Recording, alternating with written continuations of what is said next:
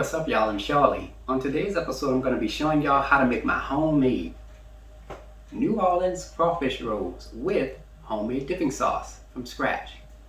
Now, this recipe was inspired by the crawfish rolls that are made at this restaurant in New Orleans called New Orleans Food and Spirits. Alright, now these rolls have real crawfish. They have 4 different types of cheese in it, seasonings like onion, bell pepper, garlic, and little parsley, and of course my other favorite blend of New Orleans seasonings. And it has a light, airy, and flaky bread-like crust. It's very similar to an egg roll. It's a little slightly crunchy as well, okay?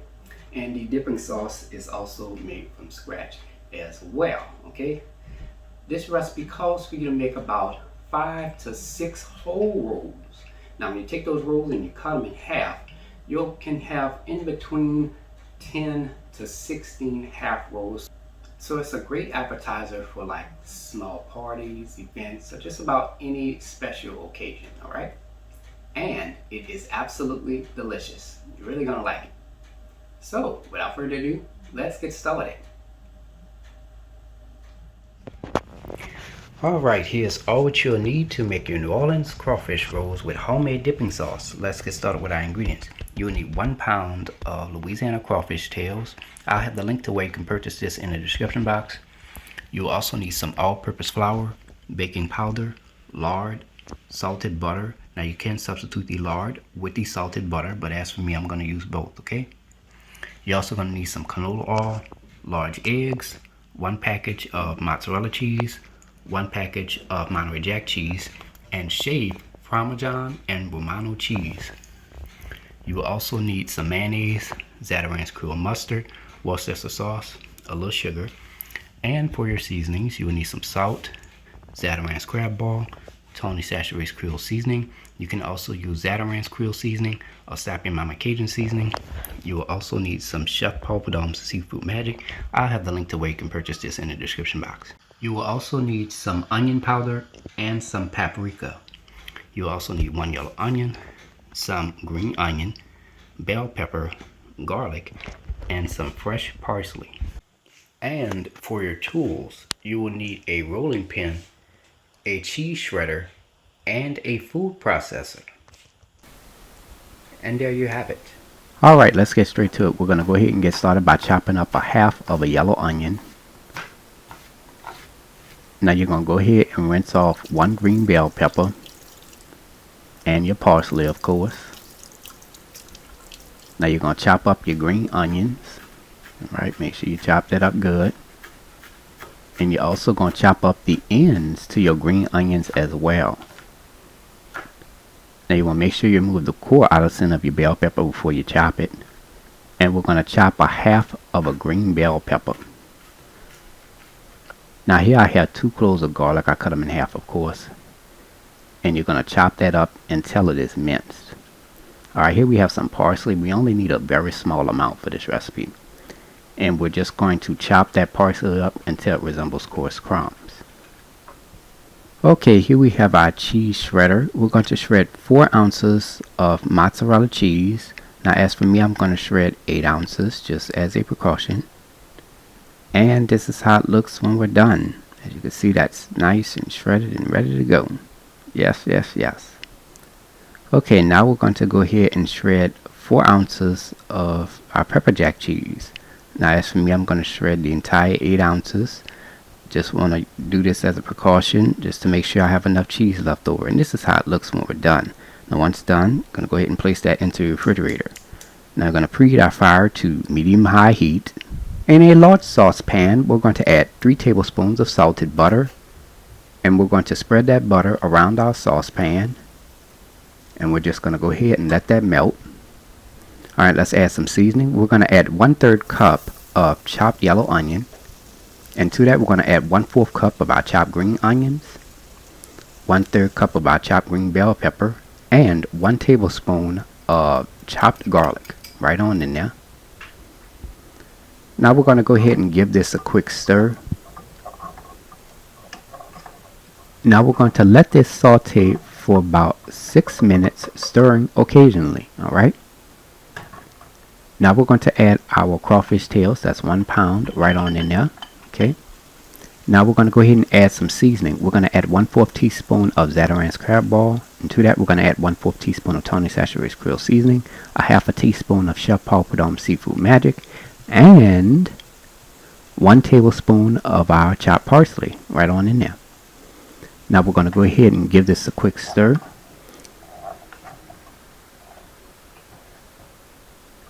Now you're going to go ahead and let this saute for 2 minutes. Alright. Now at this time you're going to go ahead and give it a taste to see if it's at your desired taste. If not, you can add just a little bit more seasoning, not too much. Alright, just add only a little bit more if you like. Alright, now you're going to turn your fire off. Now we're going to let this cool completely. It should take about an hour, and within that time the mixture should thicken. Okay, and that's exactly what we're looking for. Okay, now we're going to go ahead and get started with our dipping sauce. In a small bowl we're going to add 1/4 cup of mayonnaise, 1 tablespoon of Chachere Creole mustard, 1 teaspoon of Worcestershire sauce, 1 to 2 teaspoons of sugar, 1/8 teaspoon of Tony Chachere's Creole seasoning, a 1/2 teaspoon of paprika, 1/4 teaspoon of onion powder, and 1 to 2 teaspoons of water right on in there. Alright, now of course I did that after I finished recording. Now I'm going to go ahead and give this a quick stir, and you want to continue to stir this until it is creamy and smooth and slightly runny. And remember, you can make more of this if you want to serve more people. Alright, now let's get started with the crust. In a food processor we're going to add 2 cups of all-purpose flour right on in there. And to that we're going to add 1 teaspoon of baking powder,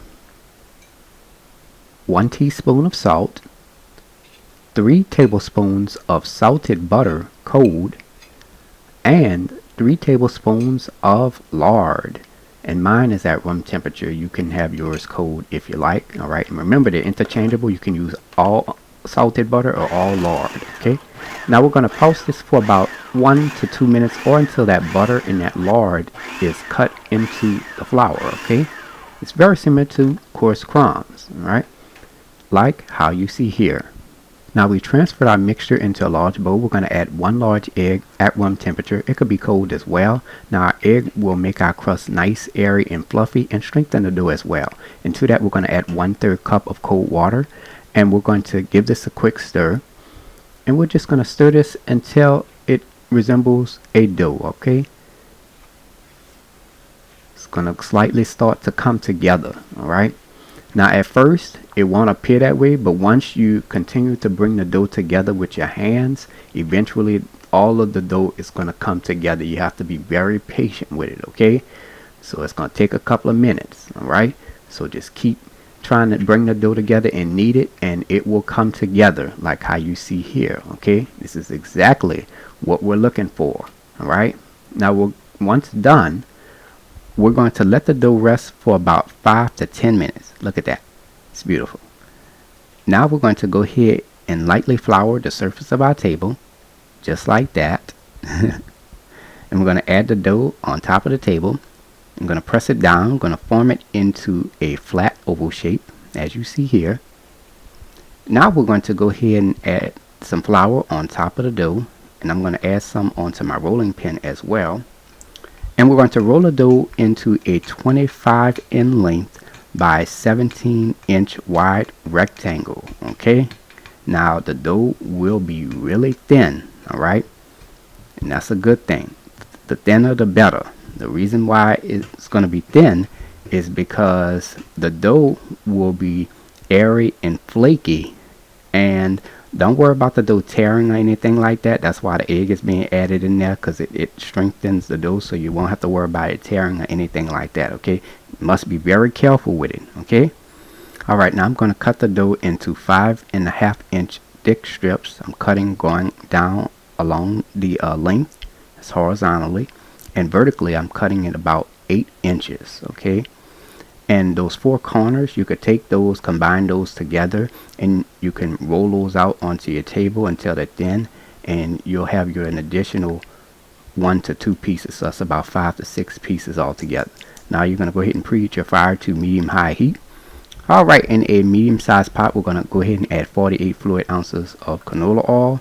Now if you have a deep fryer, you might need a little bit more, so you want to make sure you read your instructional manual on that. Okay, now we're going to let the oil get hot for about 15 minutes, or until the temperature of the oil. As you can see here, the oil is simmering and it should be at a temperature of 350 degrees, and the same goes for your deep fryer. Okay, alright, now you want to make sure that you have a cooling rack with a pan underneath it. We're going to place our rolls on here to let them cool once they're fried.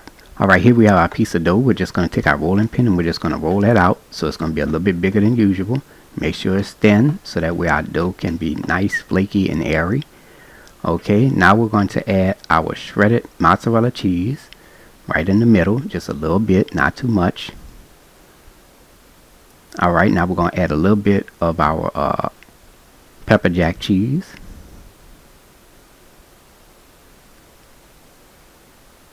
And our Parmesan and Romano cheese. Just add a little bit, don't add too much.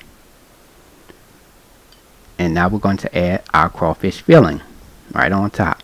Just a little bit. If you add too much, you're going to have a disaster on your hands, so be very careful.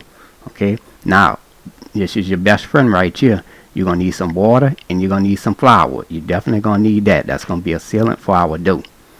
Alright, so now we're going to take our finger and we're just going to dip it in the water, and we're just going to run it along the edge of the pie shell.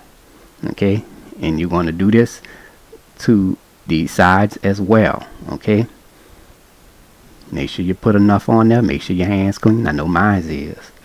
Alright, now we're going to go ahead and take our finger again, and we're just going to dip it into that flour, and we're just going to lightly add it onto the edge of the dough where we added the water. And from there, we're just going to flip it over onto the other side, like how you do a burrito, like a flip or something like that. Alright, and from there, you're just going to take your fingers and you're just going to press down on it. Make sure that it is sealed. Okay, we don't want no leaks or nothing like that. Very carefully. Okay, pay attention to what you're doing. Okay, now here we go. We got some more water again. You're going to dip your finger in that water and you're going to just place it onto the edge again, just as you see here. We want to make sure that this is completely sealed. We ain't playing no games. Crawfish tails are expensive. Alright, so now we're going to go ahead. I'm going to take some flour and just going to sprinkle it a little bit. Alright, just a little bit. Alright, don't add too much. Just a little sprinkle. Now you're going to take those edges and you're just going to fold those onto the roll itself. Press and seal, and from there the roll is ready to be fried. Now this method worked for me. Okay, you want to be very careful with trying any other methods, okay, because this will expand tremendously when fried. Okay, now we're going to go ahead and take our roll and we're going to add it into the hot oil. Now once it's been added into the hot oil, the roll will expand. Okay, and after about 1 minute, it's going to start to float to the surface, and as you can see, it is starting to puff up dramatically, as you see there. Okay, alright, now you're going to let this fry for 3 minutes on each side. Look at how wide that's gotten. Look at that, all puffed up. Alright, now after 6 minutes total, your rolls should be done. We're going to go ahead and remove the roll out of the hot oil, and we're going to take them and place them onto a cooling rack.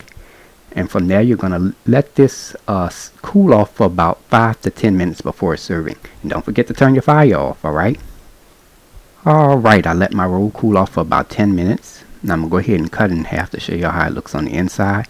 I'm using a bread knife. I'm just going to cut it on a slant, like how you see here. And this is how the inside looks. Look at that crust. Look how flaky and bubbly that crust looks. And look at the inside with that cheese melted. And here is the final presentation. And there's the dipping sauce. And there you have it, ladies and gentlemen. New Orleans Crawfish Rolls with homemade dipping sauce. Made from scratch by a New Orleans native. If you like my channel, hit that subscribe button. Hit the bell button if you want to be notified of my videos. I have an official website for all of my recipes, including this one, www.charliethecookandrews.com.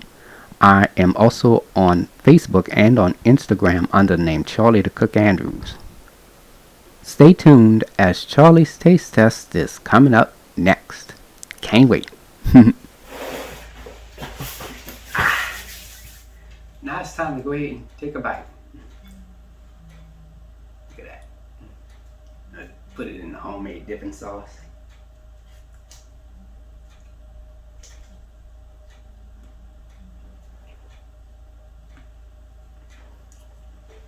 Mm-hmm.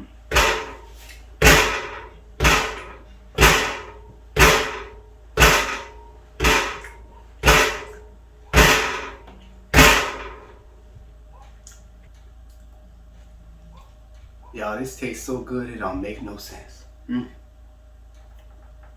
Has a nice little spiciness to it. You can taste that crawfish with those cheeses, with all the seasonings that we've added. And then we have this special dipping sauce. It's kind of like a mustard type of dipping sauce. And that crust. Oh my goodness. The crust is flaky, it's airy, it's bread-like. It's very similar to an egg roll, but it's very, very light and fluffy as well. It's really, really good. And you can taste a little bit of the lard and the butter in there as well. You're really, really gonna like it because the addition to the lard. But other than that, this is a great appetizer. Now, if some people want to know, does this taste like New Orleans food and spirits? To be honest, it doesn't. But it tastes really good. It really holds its own. Telling me. So, give the recipe a try. I hope you all enjoyed the video. And until next time, have a good one. Peace. Yes, yes, yes. Look at that, huh?